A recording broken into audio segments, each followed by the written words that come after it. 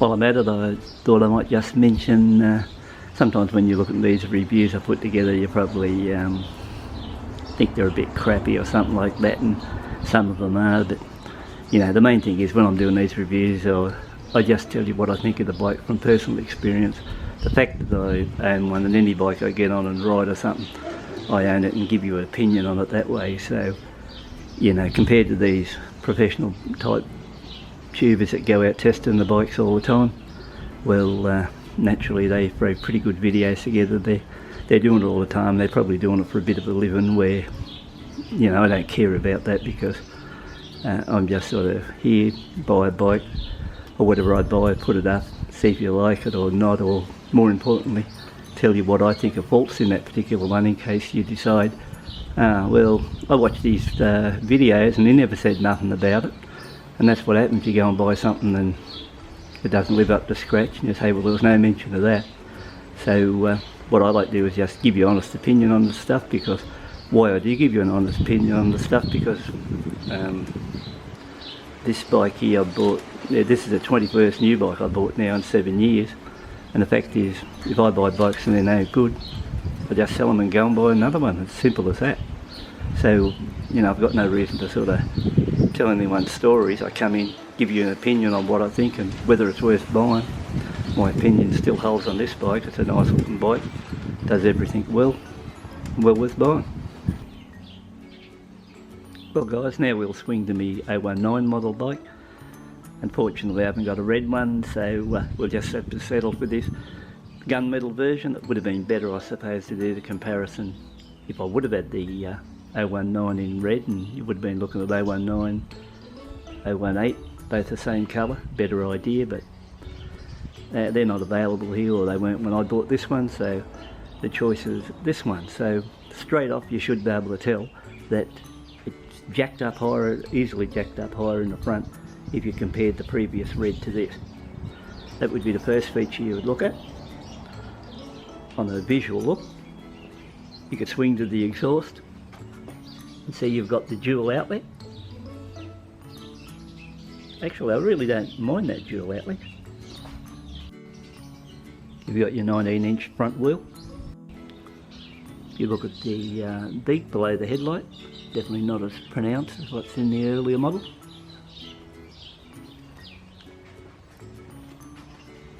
This area here blends in a lot better compared to the previous.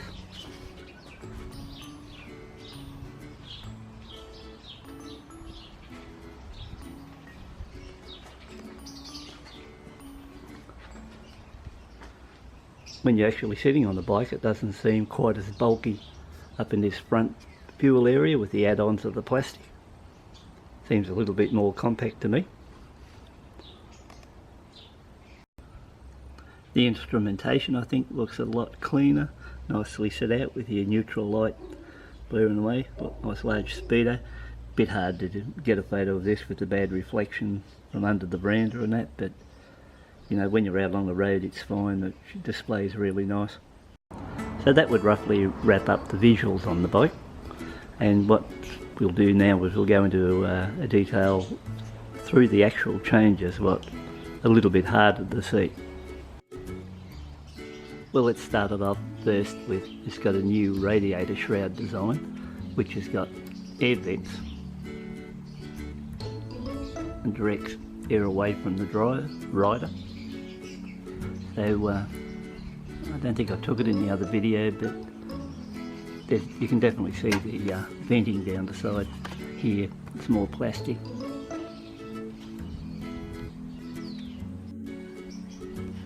Compared to the 18 model, you've got LED headlight, LED taillight, and LED indicators all round. Back in the engine there, the fuel injector, the spray pattern for it has been narrowed. It's apparently supposed to give it a more linear power run. There's also a new rear shock fitted for better rear wheel tracking. Also the front area of the seat's been shaved in this area here to allow shorter riders to get a better chance to get their feet on the ground.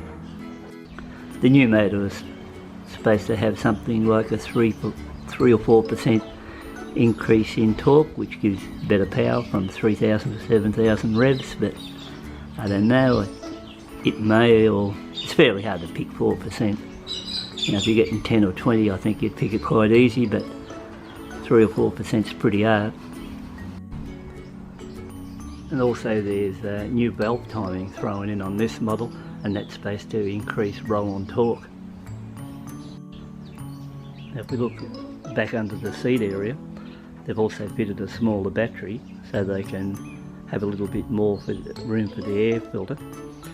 I don't know what to think about that. It may be a good idea or may not. It depends on whether these bikes have battery problems, but you would have thought maybe they could have tossed in the lithium. They've also fitted a new crank position sensor, which is supposedly going to give it much more linear power. Well, either way, I find the power delivery really good, so like when I'm out there going along and put throttle on at top gear and that, I can just take off with no drama whatsoever. So the pity is it's been 7 months since I've been on the other bike, so it's hard to do a comparison, and I really can't guess on it because I'd like to keep the facts pretty straight. They say they've also improved the gear shifter mechanism to give you a more positive change, whether you're changing up or down. And up from my experience, I reckon the gearbox in this is pretty good, and the change is perfect, and I haven't struck any false neutrals or any drama whatsoever. So once again, a bit hard to compare with the old bike because it's too long ago to remember what the gear changed, and I've had a few bikes since then anyway, so I think we've had 4 or 5 bikes since then. It also comes with a more sportier dual outlet exhaust, which has got quite a nice little burble on downshift, raising a bit of crackling too, so between it, you know, it's a lot different than what I recall in the other bike. Now when combined with the slipper clutch, they've also improved the clutch pull by 45%, which now is extremely easy.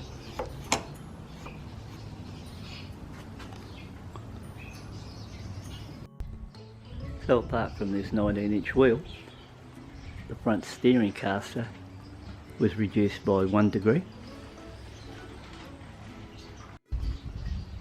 We also have an increase in suspension travel from 0.4 at the front to 1.2 at the rear. Also here in Oz we get the ABS version, and the ABS version for this year has upgraded modulators.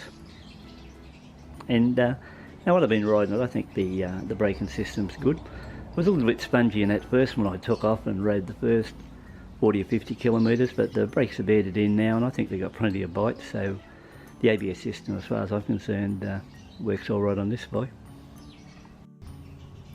Apparently the turning circle radius on this model has been reduced by 8 inches in a I suppose from lock to lock, turning around either way.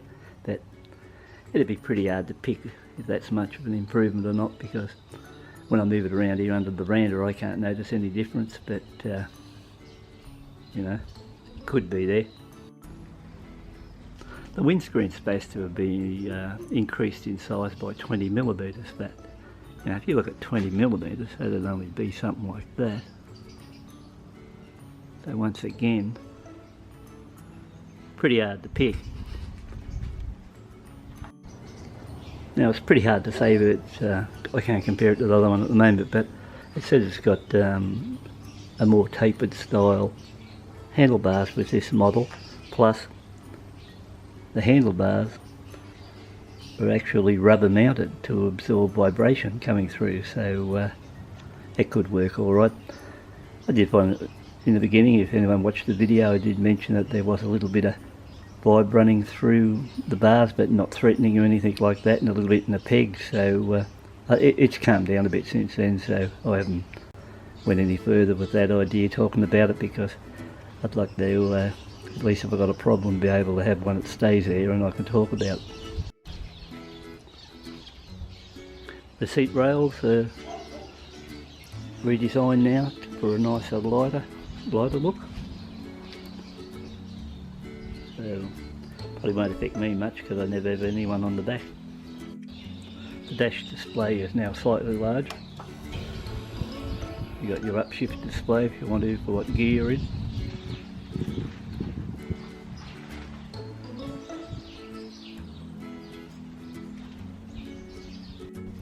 I find this little support here would be really good if you want to run your GPS or something off that. That'd be a cool little item to have. I don't think the other one had it. I can't remember now if it had that or not, but fact is it's there now, and I'd have to check back on my other video on the bike. But you know, I think you're going to get a fair bit of work for that little handy item. So that concludes the look of the bike. I hope you know you found a few of these add-ons what's been put to the 019 bike interesting. As a rider of either bike, I would say for some reason this new model doesn't feel as big to sit on and ride compared to the previous model. Could be all in the mind or not, but it just doesn't seem as big in this area here, like sitting there and looking over the tank area. Maybe the fairing here has been reduced in size, I don't know, but when I first got on one of these 7 months ago I thought, geez, this is a fair sized bike, where second time around when I got on this one I had no trouble whatsoever and never even thought much about it. So it appears to me that they may reduce the bulkiness around the tank area or something like that, and it doesn't seem quite as big to sit on and ride. So others may be able to comment on that one.